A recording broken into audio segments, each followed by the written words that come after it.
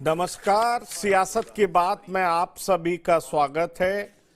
मैं हूं पंकज कुमार। इस खास पेशकश में हम चर्चा करने जा रहे हैं 3 राज्यों में कांग्रेस हारी, क्षेत्रीय छत्रपों का प्रेशर भारी।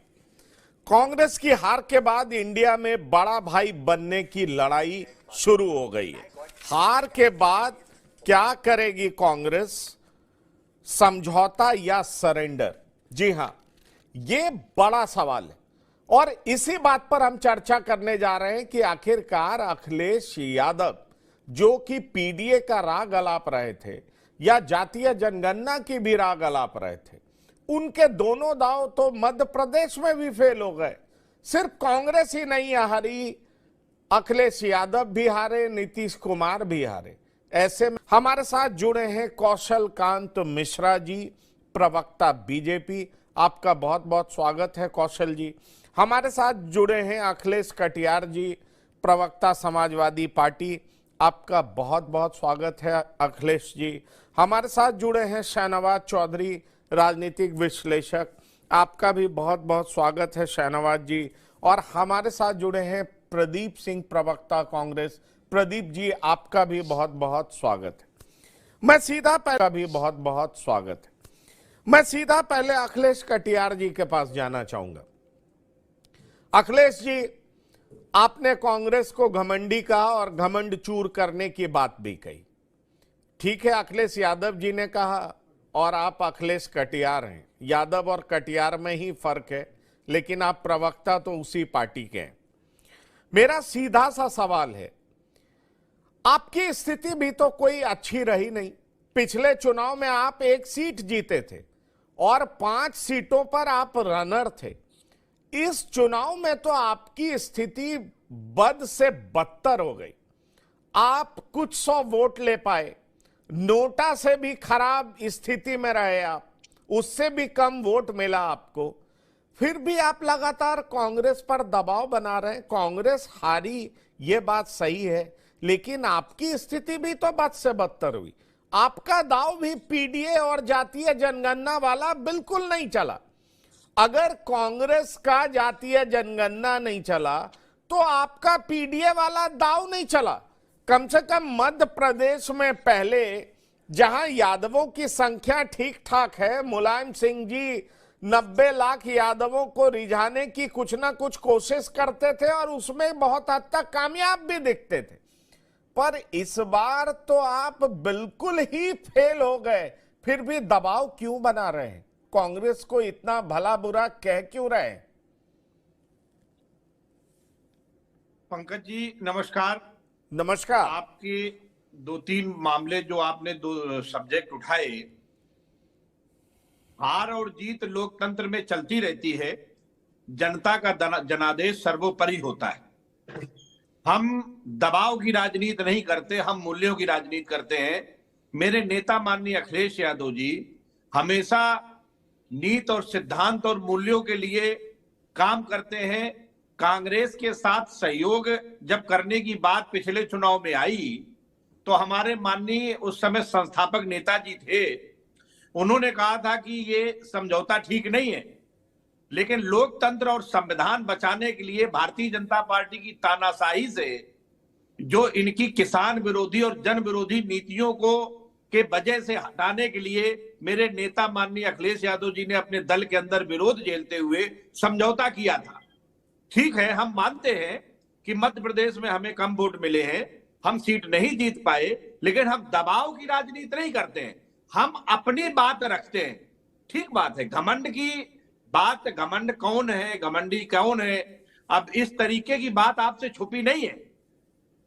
तो हम ये मानते हैं कि जो जाति जनगणना है और आरक्षण है, ये चीज, ये मुद्दे हटे नहीं है और ना ही इन मुद्दों पे किसी ने नकारा है जनता ने।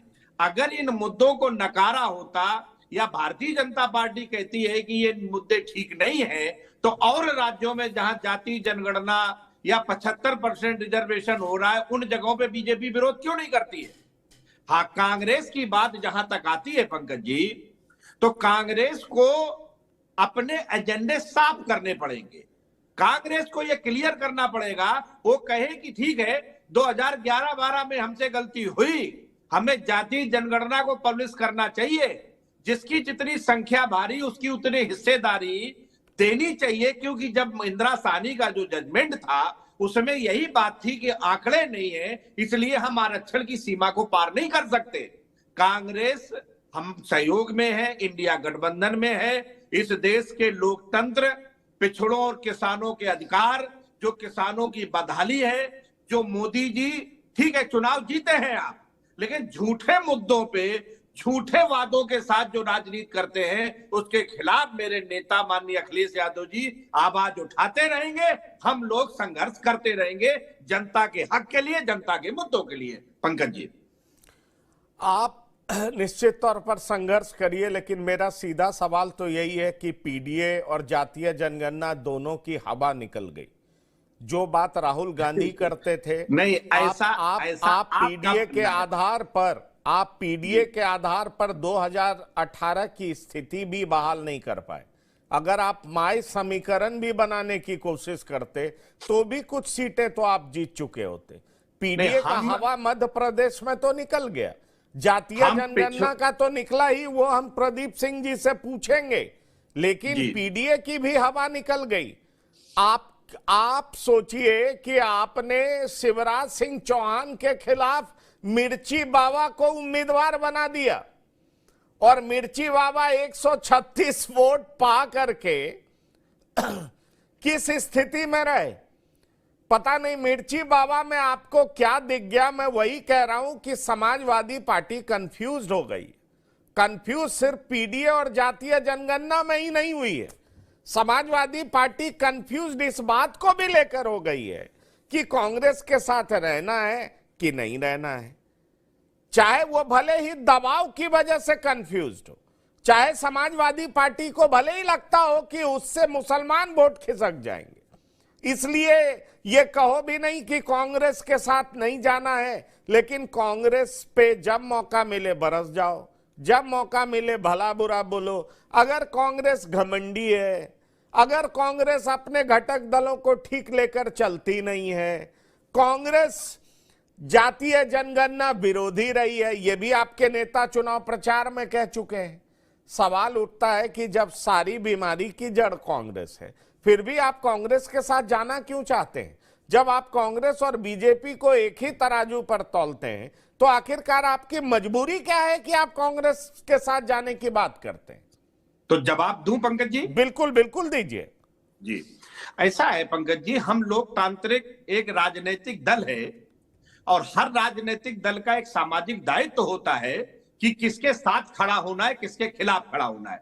हम, हमारे नेता माननीय, हमारे संरक्षक, हमारे संस्थापक माननीय नेताजी मुलायम सिंह यादव जी ने कांग्रेस मुक्त भारत का आंदोलन भी चलाया है।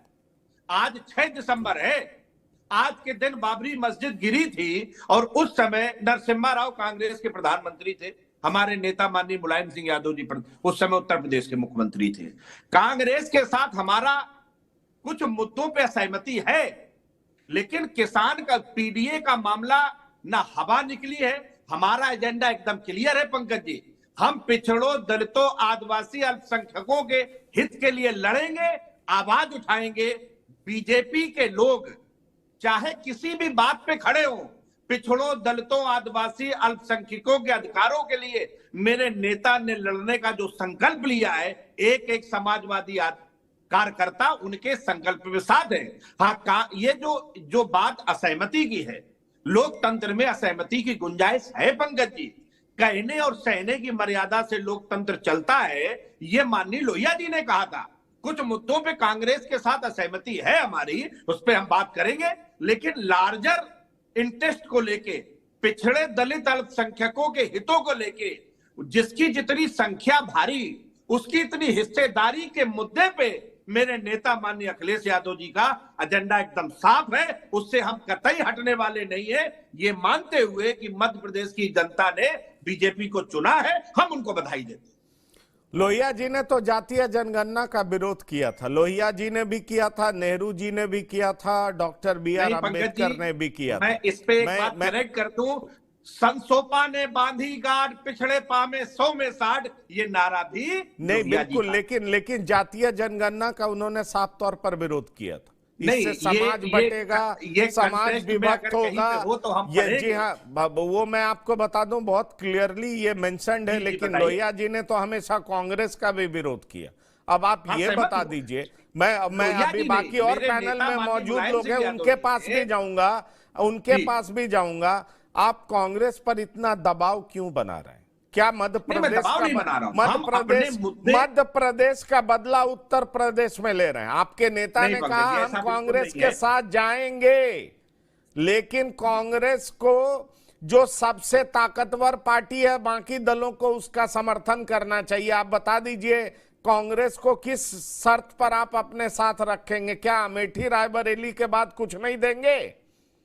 नहीं, हम इन मुद्दों पे रखेंगे कि कांग्रेस जाति जनगणना पे ईमानदारी से बात रखेगी। हम इस बात पे कांग्रेस के साथ रहेंगे कि कांग्रेस शासित राज्यों में आप ईमानदारी से अपना काम बढ़ाएं, जिसकी जितनी संख्या बारी उतनी उसकी उतनी हिस्सेदारी उन राज्यों में दें, और ईमानदारी से दलित, पिछड़े, अल्पसंख्यक, आदिवासी भाइयों के अधिकारियों के लिए लड़े। इसके लिए हमेशा दबाव बनाते हैं। चलिए प्रदीप सिंह जी, आपका घमंड तो चूर हो गया। अखिलेश और नौजवान की बात नहीं करते।